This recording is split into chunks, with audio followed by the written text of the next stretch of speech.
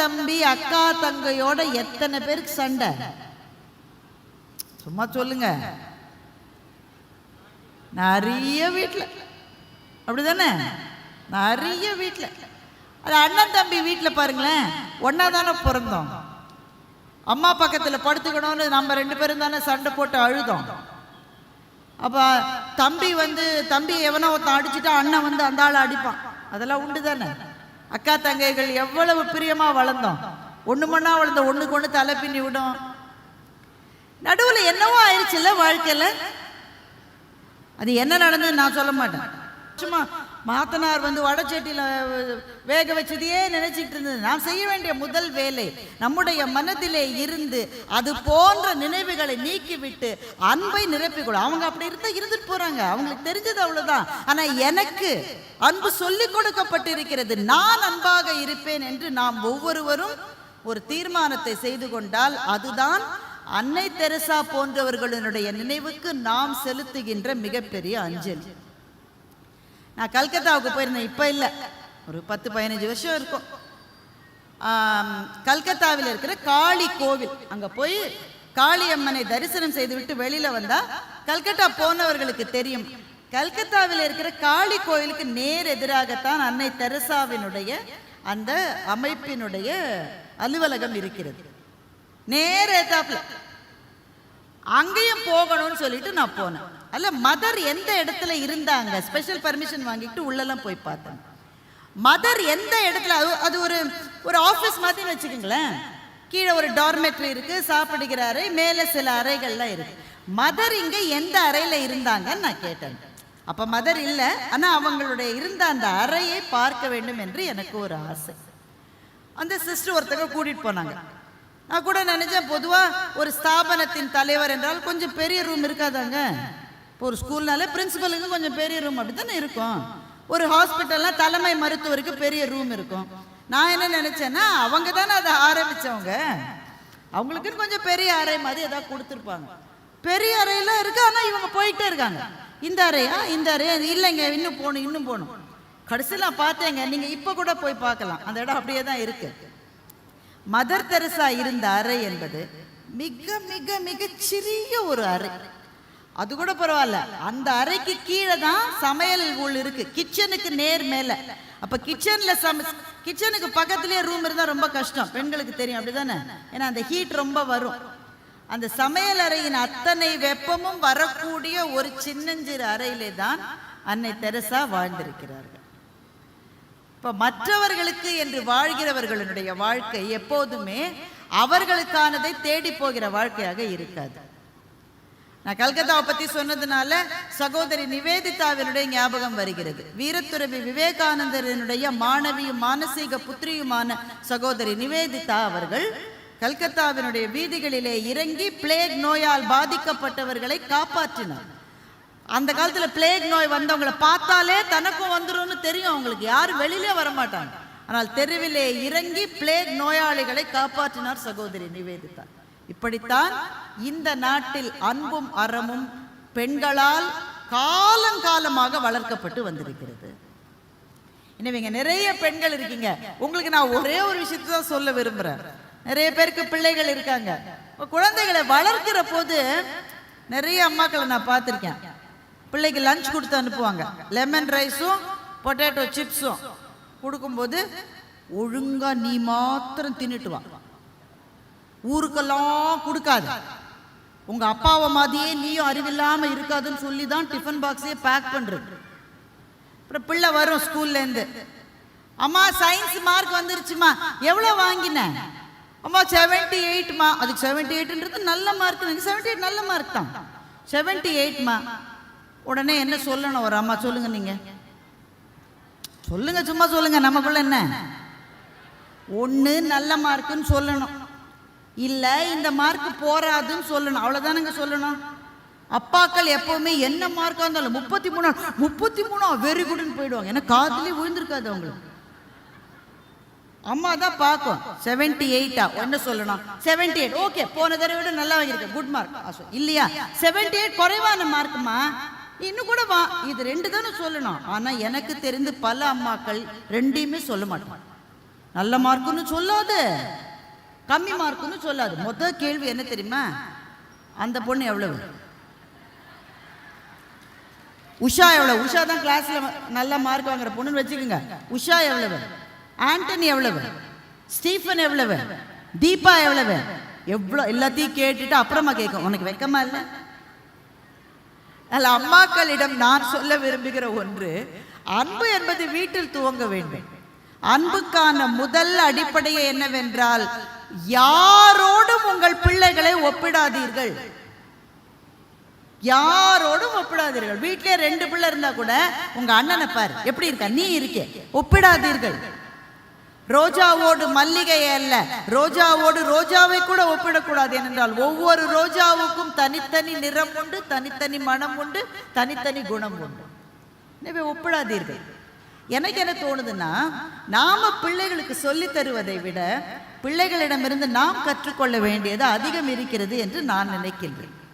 சென்னையில் ஒரு ஸ்கூலுங்க, இப்போ இங்கே நீங்கள் பள்ளியெல்லாம் நடத்துறீங்க, அது ஒரு பள்ளி, ஆனால் கொஞ்சம் வசதியானவர்கள் படிக்கிற ஒரு பள்ளி சென்னையில். அந்த பள்ளியில் நடந்த ஒரு செய்தி. அந்த பள்ளியில் ஒரு பையன் படிக்கிறான். அவனுக்கு பேர் அஸ்வின்னு வச்சுக்கோங்களேன். அஸ்வின் அவன் பேர் இல்லை, சும்மா நான் சொல்கிறேன். அஸ்வின் ஒரு பையன். அவன் எப்போவுமே அவங்க அப்பா ஹேர் கட்டிங்காக சலூனுக்கு கூட்டிகிட்டு போனால் இந்த பையனுக்கு பிடிக்கவே பிடிக்காது. 5ஆம் கிளாஸ் படிக்கிற பையன், வரவே மாட்டான். அவங்க அப்பா 2 அடி வச்சு தான் அழிச்சிட்டு போவார்.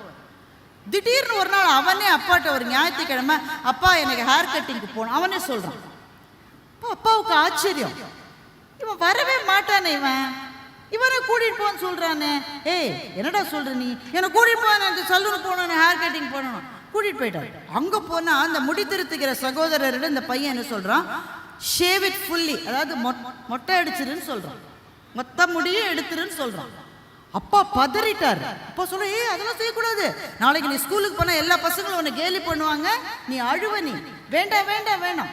உருண்டு உருண்டு பொருள்றான். இங்கே இருக்கிற அம்மாக்களுக்கெல்லாம் தெரியும், போல பிள்ளைங்க அதைத்தான் செய்யுது. ஒன்று நம்ம கொடுக்க மாட்டோம்னா விழுந்து புரண்டு அழுகுது. நம்ம அதை விட்டுட்டும் போக முடியாது, அது தூக்கி நிறுத்துற அளவு நமக்கு சக்தி இல்லை. அப்படித்தானேங்க? விழுந்து விழுந்து புரண்டு அழுகுறான். உங்க அப்பா கடுப்பாயி, சரி என்னவோ செஞ்சு தொல்லன்ட்டு அந்த பையன் தன்னோட முடியை முழுக்கவே இது பண்ணி கொடுத்துட்டான். அப்பா சொல்றாரு, ஏன் இதெல்லாம் பிரார்த்தனைக்கு தாண்டா செய்யணும், நம்ம கோயிலுக்கு போகும்போது செய்யலாண்டா. முடியாதுன்றோம். எல்லா முடியும் எடுத்துட்டு வீட்டுக்கு வந்துட்டான். அடுத்த நாள் அப்பா சொன்னார், இதை பாரு, நீ இன்னைக்கு ஆட்டோவில் ஸ்கூலுக்கு போவேனா, நானே ஸ்கூலில் கொண்டு விடுறேன் உன்னை, ஏன்னா உன்னை பார்த்தோன்னு பசங்கள்லாம் கிண்டல் பண்ணுவாங்க, நீ அழுவ, நீ அதனால நானே வரேன். அப்பா போறார். போனா கிளாஸ்ல ஒரு பெரிய ஆச்சரியம் காத்திருக்கு. அந்த 5th ஸ்டாண்டர்ட் A செக்ஷன்ல அஸ்வின் மாத்திரம் இல்லை, அத்தனை பாய்ஸும் தலைமுடிய முழுவதுமாக எடுத்துக்கொண்டு வந்திருக்கிறார்கள். எல்லா பிள்ளையும் முடியலாம இருக்கு கிளாஸ்ல. உடனே அப்பாவுக்கு ஏதோ ஒரு பிரச்சனை இங்க நடக்குதுன்னு புரிஞ்சு போச்சு. எல்லா பிள்ளைகளையும் கூப்பிட்டு டீச்சரை கேட்குறேன், ஏன்டா எல்லாரும் இப்படி வந்திருக்கீங்க? இப்போதான் அந்த குழந்தைகள் சொல்லுகிறார்கள், அவங்க கிளாஸ்ல இன்னொரு பையன் படிக்கிறான். அந்த பையனுக்கு கேன்சர் நோய் இருக்கிறது. அதற்காக அவன் கீமோதெரப்பி எடுத்திருக்கான். கீமோதெரப்பி எடுத்தா சில பேருக்கு முடி கொட்டும், எல்லாருக்கும் கொட்டும்னு இல்லை, சில பேருக்கு முடி கொட்டும். அந்த குழந்தைக்கு முழுவதுமாக முடி போயிருச்சு. ஆனால் ட்ரீட்மெண்ட் நல்லா ஆயிடுச்சு. பையன் சரியாகி அந்த திங்கக்கிழமை தான் முதலாக கிளாஸுக்கு வரப்போகிறான். அவன் கிளாஸுக்கு வரப்போறான உடனே பாக்கி பசங்க எல்லாம் சேர்ந்து, அவன் மாத்திரம் முடியில்லாம இருந்தா அவன் மனசு கஷ்டப்படும், நம்ம எல்லாருமே முடியில்லாம கிளாஸுக்கு போனா அவன் மனசு கஷ்டப்படாதுன்னு முடிவெடுத்து மொத்த கிளாஸும் அன்னைக்கு முடியில்லாம போயிடும். இந்த மனம்தான் எல்லா மதங்களும் நமக்கு சொல்லிக் கொடுத்த மனம். எந்த மதம் கிடையாது, எல்லா மதமும் இதைத்தான் சொல்லுகிறது, அன்பைத்தான் சொல்லுகிறது. கூட இருக்கிறவனுடைய வேதனையை பார்த்தும் பார்க்காததுமான வாழ்க்கையை நாம் வாழ்ந்து கொண்டிருக்கிறோம் நண்பர்கள். பக்கத்திலே இருக்கிற ஒருத்தனுக்கு பிரச்சனை, ஆனா அந்த வேதனையை பார்க்க கூட டைம் இல்லைன்னு போகிற வாழ்க்கையை நாம் வாழ்ந்து. பக்கத்திலே இருப்பவன் துன்பம் பார்க்க பொறாதவன் புண்ணியமூர்த்தி என்று மகாகவி பாரதி கவிதை எழுதினார். பக்கத்திலே இருக்கிறவன் துன்பம். பக்கத்தில் இருக்கிறவன் எல்லாம் விடுங்க சாமி, சொந்த அண்ணன் தம்பி அக்கா தங்கையோட எத்தனை பேருக்கு சண்டை சும்மா சொல்லுங்க. நிறைய வீட்டுல அப்படிதானே, நிறைய வீட்டுல. அது அண்ணன் தம்பி வீட்டுல பாருங்களேன், ஒன்னா தானே பிறந்தோம், அம்மா பக்கத்தில் படுத்துக்கணும்னு நம்ம 2 பேரும் தானே சண்டை போட்டு அழுதோம். அப்போ தம்பி எவனோ ஒருத்தன் அடிச்சுட்டா அண்ணன் அந்த ஆளை அடிப்பான். அதெல்லாம் உண்டு தானே.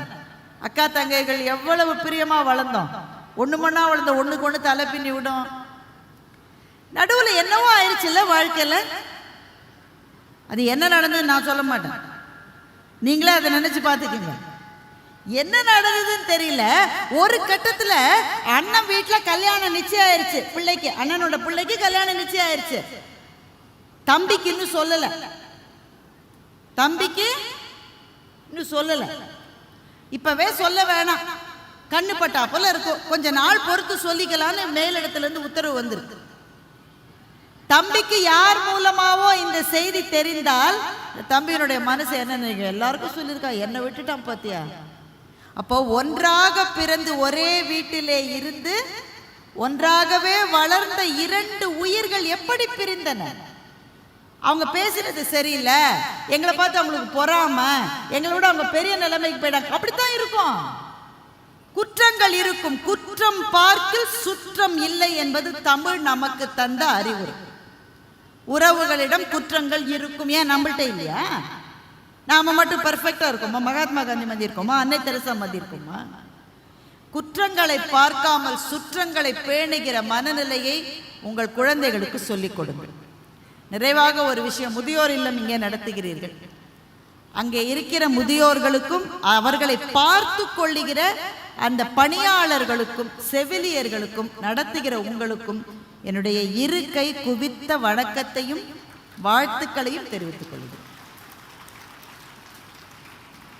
முதல்ல முதியோர் இல்லத்தில் கொண்டு போய் எப்படி பிள்ளைகள் விடுகிறார்கள்னா ஒரு காலத்தில் நான் எல்லாம் பேசியிருக்கேன். ஆனால் இன்னைக்கு அதான் யதார்த்தம், அப்படிதான் இருக்கு. whether you like it or not, it is reality. முதியோர்களை அங்கே வைத்து அவர்களோடு சேர்ந்து பார்த்துக்கிறாங்கல்ல அந்த செவிலியர்கள், அந்த பணியில் இருப்பவர்கள், அவர்களுடைய பொறுமை ரொம்ப பெருசுங்க. ஆனால் முதியவர்கள் ஒரு வயசுக்கு மேலே குழந்தைகளை விட பிடிவாதம் அதிகமாக பிடிக்கிறாங்க, அப்படிதானே? குழந்தைகளினுடைய பிடிவாதத்தை 2 அடி வச்சு சரி பண்ணலாம், முதியவர்களுடைய பிடிவாதத்தை எப்படி சரி பண்ணுறது? சில பேருக்கு மறந்து வேற போகும். எங்கள் வீட்டு பக்கத்தில் ஒரு அம்மா, கொஞ்சம் முதிய அம்மா இருக்கு, 12 மணிக்கு சாப்பிடுது, லஞ்ச் சாப்பிடுது.